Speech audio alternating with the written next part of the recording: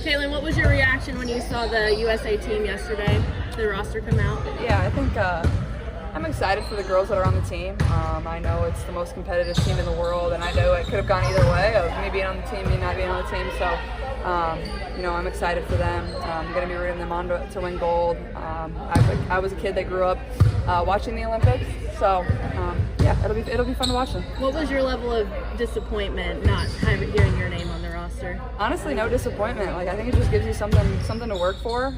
That's a dream. Hopefully one day I can be there, and I think it's just a little more motivation.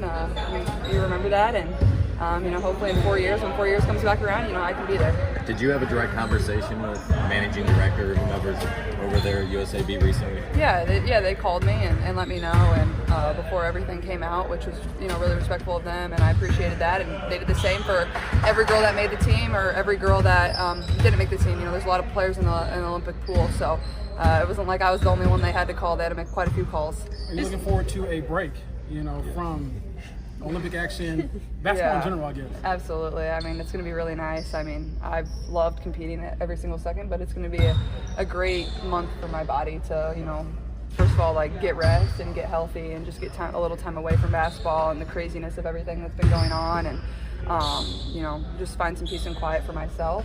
But then additionally, a great opportunity for us to work and get better, a great opportunity for myself to get in the weight room, to work on the court and work at things that I want to get better at that I maybe didn't have time going from college to the pro season. So I'm looking forward to it. But at the same time, we still have a month of games where we have a lot of opportunities to win a lot of games. So that's where my main focus is. Caitlin Clark. Y'all gonna leave her off the Olympic team?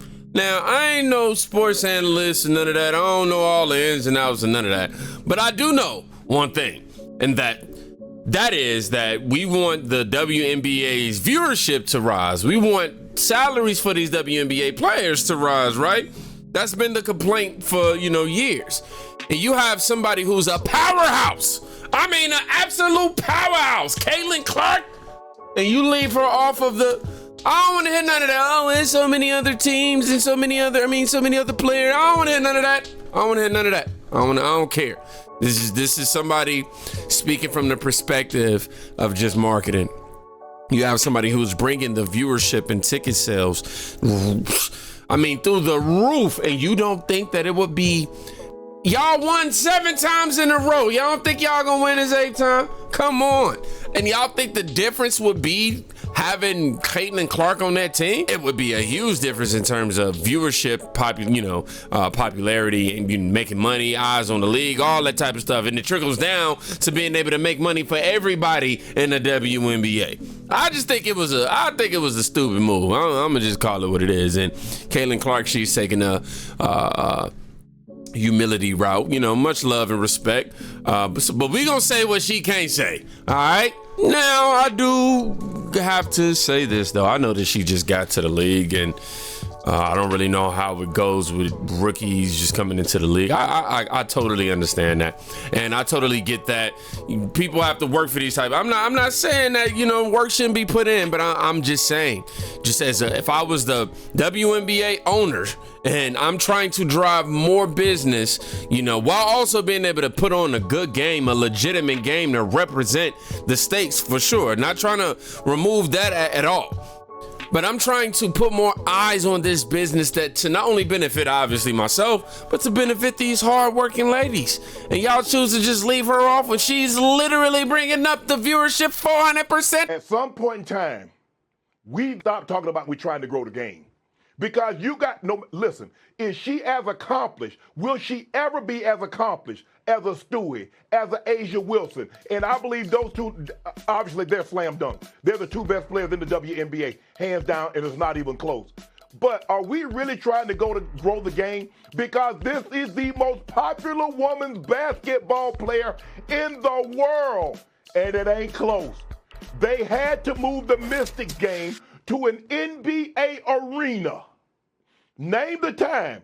And I'm going to turn it over to you because I don't want to get long-winded. I want somebody, one of our women colleagues, Stephen A., to tell me when a WNBA game has had to be moved because of a woman player. Just one. Just tell me one. because I know in her attendance, she's averaging about 17,000.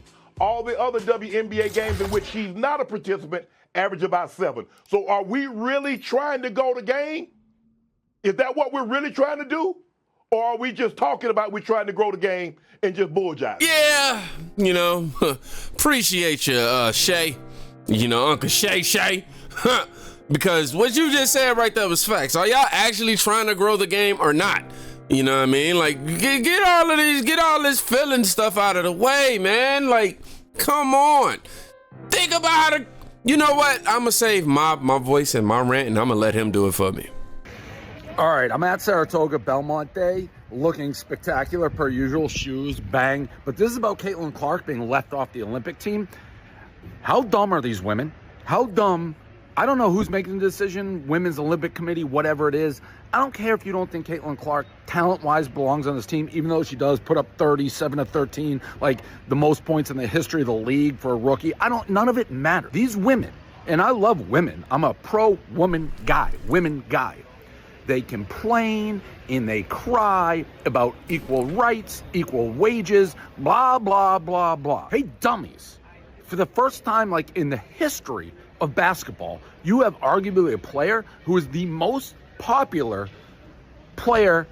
For the record, I don't think, calling people dummies is a good way to, speak to them. But he's in the middle of a rant right now. So, let's not confuse. I ain't going to take up for him. I can't take up for him. But honestly, he's giving his honest take. Y'all get your panties out the bunch. In the world. Like, you could argue right now, Caitlin Clark is the most talked about, discussed, most popular, most puts asses in the seats, single basketball player in the world. You could argue that.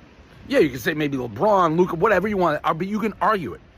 And you leave her off the Olympics team, it's not only a showcase for her, it's for the sport and the other WNBA players who are on this team.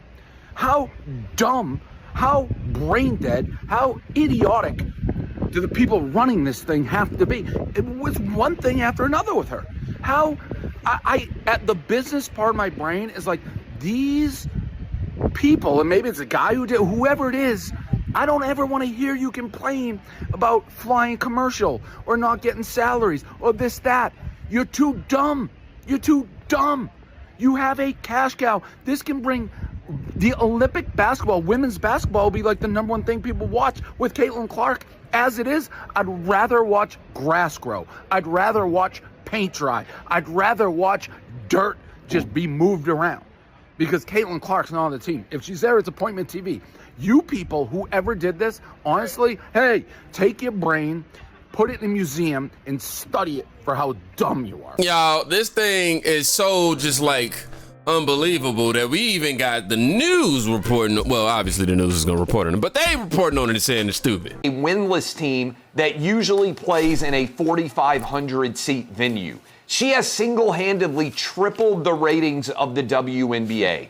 This league has been begging for our attention for decades. They finally get it. It's a rising tide that is lifting all boats, and they seem just incredibly focused on trying to destroy all of the benefit that she's bringing to this league. It just boggles the mind completely to me. Well, look, I was reading today that the Las Vegas team's head coach, Becky Hammond, was saying that race can't be, ruled out. I'm paraphrasing her now, but that it has no place in any of this because, as you just said, they just want to win. But people are talking about the race element. What do you have to say about that? Well, I think certainly this league is majority black, and there is a large percentage. There's different studies that have been done, believe it or not, on what percentage of the league is also gay.